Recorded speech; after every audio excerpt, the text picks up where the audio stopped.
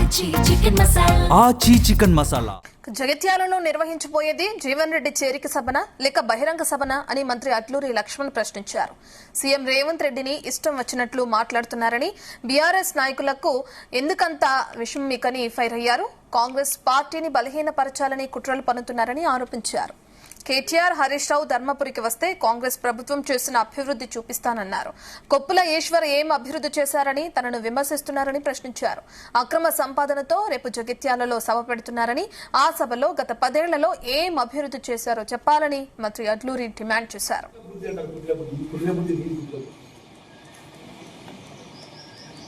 ముఖ్యమంత్రి 15 రోజుల క్రితం కేబినెట్ లో రేపు 20వ తారీఖు రోజు మేడిగడ్డకు పోదామన్న విషయంలో కూడా నిర్ణయం అయినటువంటి టైం అది. ఇరిగేషన్ మంత్రి గారు ఇరిగేషన్ అధికారులతో పర్యటన ఉంది. దానిలో భాగంగా మీ కార్యక్రమాన్ని కూర్చుంటే ఇవాళ ముఖ్యమంత్రి కావలసుకొని ఇక్కడ సభ పెడుతుండు. కేసీఆర్ వస్తుంటే గుండెల్లో రైలు పరిగెత్తుతున్నాయి, సింహం బయటకు వెళ్ళింది అంటుంది. గుంటనక్కలు ఎవరా గుంటనక్కలు? మీరు గుంటనక్కలు వస్తే ప్రజల యొక్క ఆశీర్వాదం కాంగ్రెస్ పార్టీ గెలుపుకొని గుంటనక్కల్లాగా పారిపోయి పామాంసు పరిమితమైన సింహం లాగా ముఖ్యమంత్రి రేవంత్ రెడ్డి గారు ఇలా పరిపాలిస్తాడు. సింహం లాగా ఇలా ముఖ్యమంత్రి రేవంత్ రెడ్డి గారు పరిపాలిస్తాడు.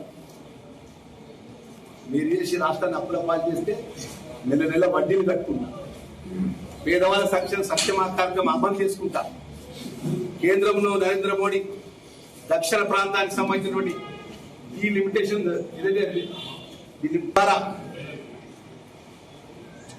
సౌత్ అంటే దక్షిణ ప్రాంతానికి జరిగే అన్యాయాన్ని ఈ రాష్ట్ర ముఖ్యమంత్రి ఎదిరించి మాట్లాడితే మొత్తం యావత్ భారతదేశంలో ఉన్నటువంటి ప్రధాన ప్రతిపక్ష పార్టీల అధ్యక్షులుగా రేవంత్ రెడ్డి గారు మాట్లాడి ఈ లిమిటేషన్ లో జరిగినటువంటి ఏదైతే దక్షిణ ప్రాంతానికి నరేంద్ర మోడీ చేసిన అన్యాయాన్ని వ్యతిరేకించి అలా నిలబడి ఆ విధంగా గౌరవ ముఖ్యమంత్రి గారు రేవంత్ రెడ్డి గారు ఇలా సంక్షేమ కార్యక్రమాలు అమలుపరుచుకుంటూ అన్ని విధాల ఫలాలు అందించుకుంటూ మన తెలంగాణ రాష్ట్రానికి నష్టం జరగకుండా కాపాడుకుంటూ ముందుకెళ్తే నువ్వు నూటికి ఎంత సంత మాట్లాడతావా? కేటీఆర్, హరీష్ రావు నువ్వు మాట్లాడలేమా? మొన్నటి వరకు